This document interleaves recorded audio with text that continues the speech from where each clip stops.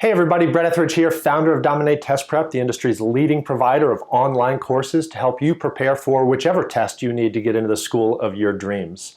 Now, in this video, I want to talk about how this little Lego vehicle may just hold the secret to helping you dominate your test. Maybe you're new to your journey, you're just starting to prepare, and that's awesome. What I'm going to talk about is going to give you the mindset you need to prepare correctly. Or maybe you've been at it for a little while and you feel stuck and you need to get unstuck. And in fact, maybe this sounds familiar. You know, I get a lot of texts and calls and emails from people who say, oh my gosh, I just took the GRE, GMAT, whatever the test is, and I saw so many questions that I just didn't know how to do, or I don't feel like I prepared for, or I thought I knew how to do them and I just saw so much that I just didn't know how to do. Sound familiar? But here's the reality. When I kind of dive in with them, it's not that they didn't necessarily know how to do some of the core components of the question, they just didn't know how to put it all together. Which brings me back to the Lego piece, right? So my kids are into Legos. You may have kids and maybe you played with Legos yourself. And here's what's really cool about Legos, right? They give you these little step-by-step manuals and they say, okay, you're gonna wanna build this little dune buggy, right? And so first we're gonna start by building the wheelbase, right? And so they give you the pieces and they give you a step-by-step instruction. Here's how you build a wheel base. You put this little piece here and then you put that little piece here and you put the wheels on. A lot of times they're already put together for you, and then you put some sort of layer over top, and now you have the base that you can build the rest of the car on top of, and then they give you the step-by-step instructions for that. But here's what's really cool about that. Once you learn how to build a wheel base, you can now take that knowledge, that building block, that Lego, right, the Lego approach to test preparation, that's a building block, that's a concept that once you know how to do that, you can then apply it to all sorts of other vehicles that require wheels, right? So my kid was learning how to make this thing. Oops, it just came off. Well, I'll have to, oh, there it goes right back on, right? So he learned how to make this, but here's the cool thing.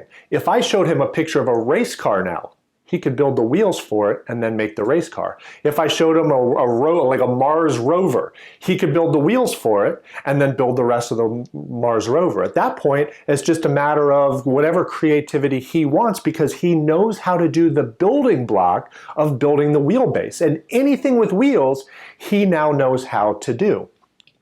And the same concept applies for you, whether you're taking the GMAT or the GRE, is a lot of times we learn the building blocks, but then we don't know how to piece them together, or we don't realize that we should be able to piece them together or how to piece them together. We learn things in silos, and instead we need to take the Lego approach. Let me give you an example, right? So you're studying and you're reading a book or you're watching videos or you're doing whatever and you learn how to do circles, right? And so, you know, and I could teach you, and I do teach you in my courses and my lessons, my video lessons, everything you need to know about circles. And maybe one of the things that we teach you is, okay, we have a circle. How do you find the area of that circle? So here's the center of the circle, and the radius is 2. Radius is 2. And very simple question. What is the area of that circle? Okay, so somebody, me, a book teaches you that the area of a circle is pi r squared, where r stands for the radius of that circle. Hey, look, I have a circle, I have the radius of that circle, so clearly the area of that circle is pi, which is approximately 3.14, it's just a number, pi r, the radius, 2 squared. You remember from your exponent lessons that when you square something, you just multiply whatever it is times itself, so 2 squared is just 4. So the area of that circle is 4 pi. Yay! And now you pat yourself on the back and you feel like you know circles, right? I know circles. And you can't understand then why when you show up on test day and they throw you a question that's a little bit more involved and a little bit more intricate, you call me up on the phone and say, oh my gosh, I saw so many questions that I just didn't know how to do. Well, that's because they didn't give you a question that just said, here's a circle with radius of 2. How do you find the area? Like, what is the area of that circle? Oh my gosh, that would be like so easy. But here's what you have to understand. I was at a conference last year up at the GMAC headquarters. The GMAC is the kind of the governing body and the company that produces the GMAT exam. And I was just kind of learning more about the exam and kind of what's in store. And one of the things that they really emphasize is that the GMAT is it's a reasoning test. They really view it as a reasoning test, not a math test or not a grammar test or not a verbal test. Same thing with the GRE, same thing with the SAT, right? It's not just a straightforward math test. So you wonder why you don't show up on test day and just have a question that says, what is the area of this circle? That would be super easy. Instead, you need to know that building block, but instead you get a question like this, right? So you have this XY coordinate plane, for example, right? So you have X and you have Y. And then they say, okay, you have a circle that touches the X and Y axis at exactly one point. It's called being tangent. And the circle has a center of 0.22. Okay, so the center C of that circle is 2,2. And that circle is inscribed inside of a square. Okay, so now it's getting a little bit more complex, a little bit more involved, isn't it? And then now the question asks, what is the area of the shaded region? Oh my gosh, and all of a sudden you start to freak out and your heart starts to race and you say, wait, I just am seeing something that I don't know how to do. I didn't prepare for this. Well, think back to your Legos, right? Do you have the building blocks? Probably. Do you know something about circles? How to find the area of a circle? Yes, I just taught you how to find the area of a circle. But now we need another building block, right? Now maybe you need to learn how to make like the wings of an airplane or something like that. And that's a new building block for you. And that's squares, right? So in this question, we have to know something about circles, building block number 1, right? We have to know something about squares, building block number 2. We have to know something about coordinate geometry, building block number 3. So when you think about the best way to prepare for your test, you need to get the building blocks, right? We have all these different building blocks that we know how to do, but we can't learn them just in silos because your test is a reasoning test. You can know circles, and as long as you get a super simple circle question, okay, good, I can do that. I can do squares. Super simple? Yeah, I know how to do squares in a silo, right? I know how to do coordinate geometry in a silo. Uh-oh, but what if they piece them all together? Now I have to use a little bit of logic. Yeah, but here's the thing. A 7-year-old can take a bunch of different building blocks and piece them together and make a car. And that's what you need to learn how to do as well. You need the building block of circles, you need the building block of squares, you need the building block of coordinate geometry, and a little bit of reasoning and creativity to piece them together. So when you see a question like this, you don't say, oh my gosh, I'm seeing something I just don't know how to do. Yeah, you might not have seen this exact question on any of your practice tests or practice problems, but have you seen something enough similar to it, or can you at least recognize, hey, this is this building block, and this is this building block, and I'm going to piece it together, right? And let's just go ahead and explore that, right? So here's how kind of the building block approach works. We need the shaded region, right? And one of the things I teach is that for shaded regions, you think about it as leftovers. In other words, there's no way to calculate that shaded region directly because we just don't have really a formula for that. And instead what we want to do is we want to say, oh, okay, well, what if I could just find the area of the big square, the area of the square, and then just subtract out the circle. If I find the area of the big square and then I subtract out the area of the circle, what is left over, the part that's unaccounted for, is going to be that red shaded region. Does that make sense? Oh, okay, so I can do that. So now I need to know something about the area of a square. We already talked about the area of a circle, and I need to know enough about coordinate geometry to understand what it means for the center to be at point 2, 2. So all that means is it's the x-coordinate, the first coordinate, is 2 ticks over, like 1, 2, 3, 4, right?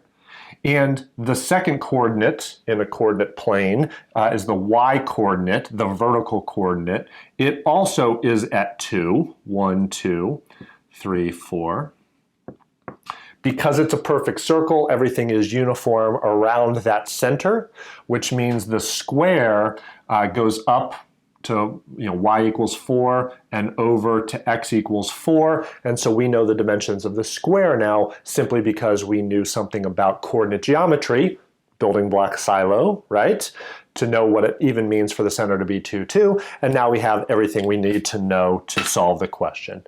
To where the area of the square, new building block, right? Area of a square. The area of any quadrilateral is just base times height, right? And the area of a circle we just saw is pi r squared. So what's the base of this square? Well, I can visually see now that I've kind of labeled it. And by the way, use your scratch paper. If it wasn't labeled exactly like this, or maybe it wasn't even drawn like this for you, maybe it was just words explaining what's going on, you need to kind of recreate it and draw it on your scratch paper. But once we have that, we can visually see that if the center is 2 units over, that means the whole diameter is going to be 4, right? The sides of this thing are going to be 4. So the base of this thing is 4, the height is 4, so the area of the square is 16. And the area of the circle is pi r squared. Well, what's the radius? Well, the radius is just half of the diameter, so the radius is 2 units as well because of the center being labeled where it is. So r equals 2, so pi times 2 squared, which we already just saw, is 4 pi, right? And that's actually the answer to the question now. I mean, that's literally what an answer choice would look like. 16 minus 4 pi. Or they might actually reduce that, divide both sides by 4, so like 4 minus pi. Either way, whatever the answer choice would look like to match up with that. But that's how you do it, and so kind of the leftovers. So anyway, it's not a super hard problem necessarily, although it's more advanced than just the basic cookie cutter, individual concept type of a question, and that's what you need to expect. If you're gonna get your score up and incrementally get harder and harder questions right, and therefore see harder and harder questions, you have to be prepared for that. So let me kind of wrap this all up and say, that when you're studying, again, if you're feeling stuck and this was kind of a revelation to you, hopefully it gave you a new mindset. If you're new to studying, this is exactly what you need to do. You need to learn the building blocks, right? So you absolutely need to learn certain underlying content and strategies, by the way. There are lots of questions that we might be able to come at from non-traditional ways, maybe making up numbers, maybe. So there's lots of cool strategies for certain question types, to be sure, right? But we also need to know certain content. You have to learn foundational circles, rules, and squares, and how coordinate geometry works. All of the building blocks, right? You need to learn how to make different parts of the car, not just the wheelbase. But then you just need the creativity, or at least the awareness that at that point, I need to pull this building block, and this building block for this question. And how do you do that? Well, it comes with practice and it comes with repetition, but mostly it just comes from an awareness that that's what you're supposed to do in the first place. Don't expect every single question to be straightforward and cookie cutter, because it's not just a straightforward math test or verbal test or grammar test or vocabulary test or whatever components of the test you're studying for are.